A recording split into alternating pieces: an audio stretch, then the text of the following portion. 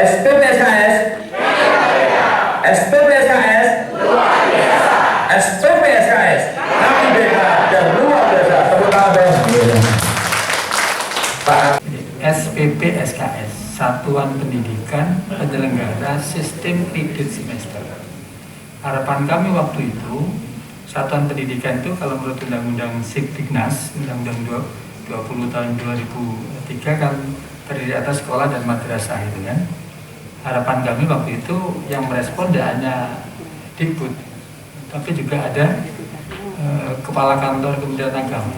Tapi kelihatannya sampai hari ini masih belum ada yang merespon. Tidak apa-apa, selama itu untuk kemaslahatan anak-anak kita jalan terus. ABK, anak berkebutuhan khusus, itu tidak hanya anak-anak yang memiliki keterbatasan, tapi anak-anak yang memiliki keunggulan itu juga anak-anak berkebutuhan khusus. Jadi di Sidoarjo ini sebenarnya sudah lengkap ya. Kalau untuk sekolah reguler itu warga belajarnya adalah anak-anak yang kategori reguler. Anak-anak yang memiliki keterbatasan ya, di bawah batas minimal, kita sudah siapkan SLB, sekolah luar biasa, dan itu kewenangan provinsi ya. Dan anak-anak yang memiliki keistimewaan, kalau dulu kan CIBI itu ya, cerdas istimewa dan berbakat istimewa itu kita siapkan wadah namanya SPPSKS itu. Tapi agak beda. Kalau CIBI itu kan dasar pengelompokannya kan semata-mata faktor intelektual. Tapi kalau SPPSKS itu sejatinya, rohnya itu adalah resilience. Jadi daya juang anak. Jadi sosialisasi seperti yang ada di banner ini, sosialisasi tentang kurikulum pembelajaran paradigma baru. Seperti kita ketahui bahwa tahun 2021 pemerintah dalam hal ini Kemendikbudristek ya mengeluarkan kebijakan yang waktu itu adanya penetapan 2.500 sekolah sebagai sekolah penggerak. Alhamdulillah dari Sidoarjo salah satunya adalah SMP Negeri 1 Sedati, sehingga kami selain sebagai SPPSKS yang dari di Sidoarjo juga sebagai sekolah penggerak. Nah, melaksanakan kurikulum yang seperti ini terus terang menjadi sebuah tantangan yang menarik ya. Jadi tantangan yang menarik dan luar biasa Ibu Bapak, meskipun kami sampai saat ini masih belajar, tetapi selama satu semester ini banyak hal-hal yang membuka pikiran kami yang ada di SMP Negeri 1 Sedati. Harapan kami nanti setelah penyampaian lengkapnya dari Bapak narasumber kita, dari 5 SPPSKS ini juga akan selain SMP 1 Sedati ya, 5 SPPSKS yang lainnya juga akan mengikuti apa yang sudah kami lakukan di SMP 1 Sedati untuk kelas 7 yang saat ini ya, kurikulumnya seperti apa gitu ya, dan pelaksanaannya untuk SPPSKS bagaimana nanti.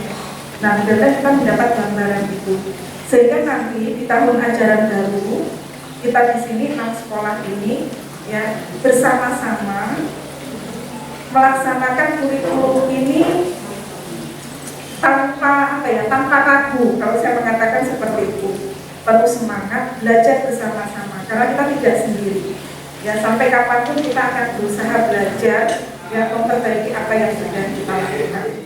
Jadi ini ilustrasi capaian pembelajaran Bapak Ibu yang baru tahu. Jadi ilustrasinya CP itu adalah kompetensi di akhirnya. Jadi misalnya di sini adalah mengemudikan sebuah kendaraan. Itu pemerintah itu hanya menentukan itunya saja. Anak didik kamu, anak didik Bapak Ibu, tolong diajarkan supaya bisa mengemudikan kendaraan. Udah, simpel ya. Selama apa? Selama 2 tahun misalnya. Jadi kalau matematika tolong bisa apa gitu ya. Nah, nanti dalam setiap tahunnya itu silahkan guru menentukan Yang dimaksud dengan tujuan pembelajaran itu macam-macam materinya Pak, macam-macam materi, macam-macam pecahan kompetensinya gitu ya. Dari orang yang bisa mengemudikan kendaraan itu kan bisa aja dia bisa menyalakan mesin, bisa mengemudikan mobil maju gitu ya ke depan jalan gitu ya, baik, bisa melakukan pengereman, bisa memahami aturan-aturan lalu lintas. Itu kan materi-materi gitu ya. Nah, materi-materi inilah yang kemudian diserahkan kepada guru, tidak lagi ditentukan oleh pemerintah.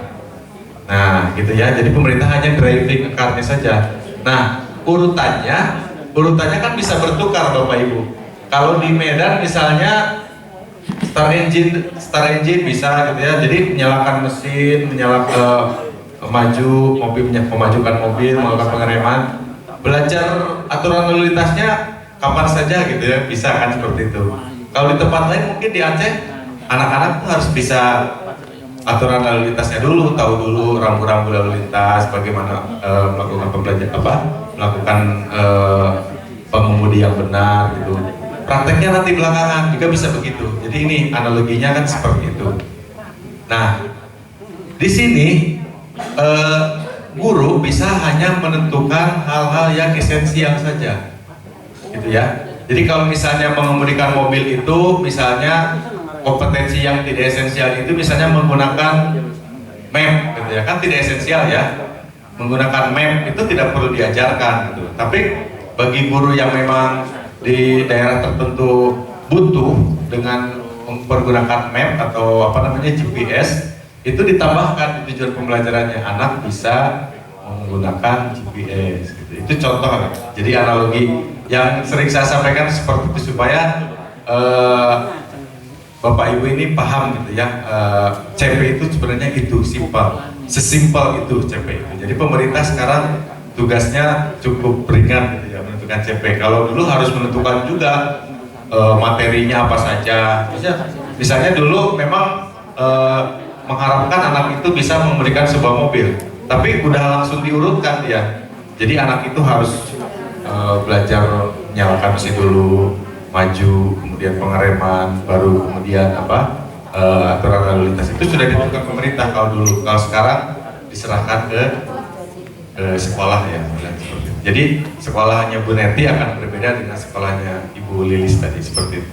Itu mungkin ya supaya lebih jelasnya itu. Terima kasih Bu Neti.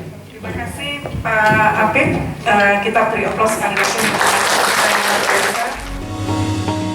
Audio Jungle.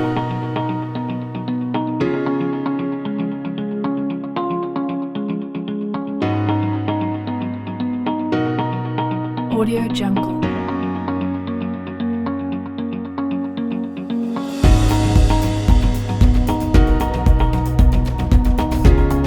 Audio Jungle.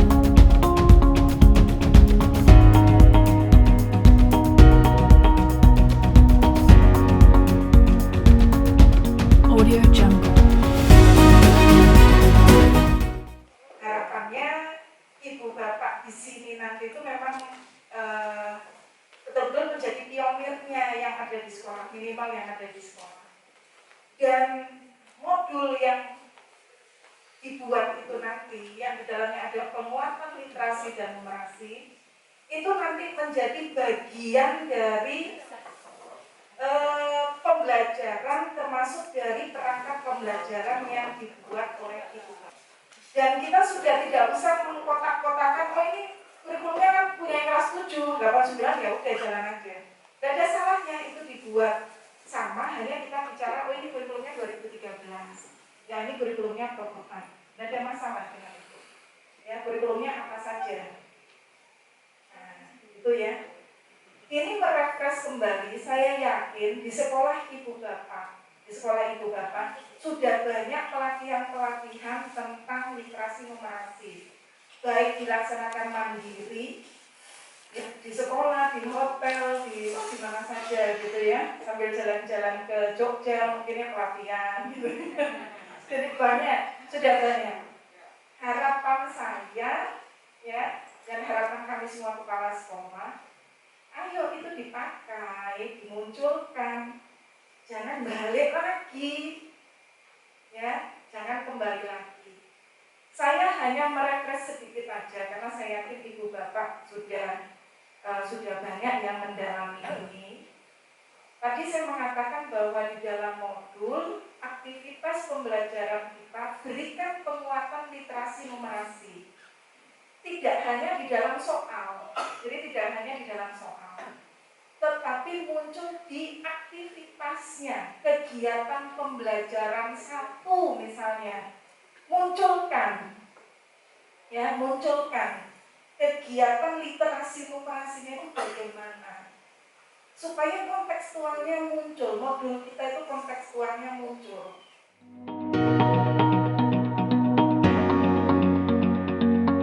Audio Jungle.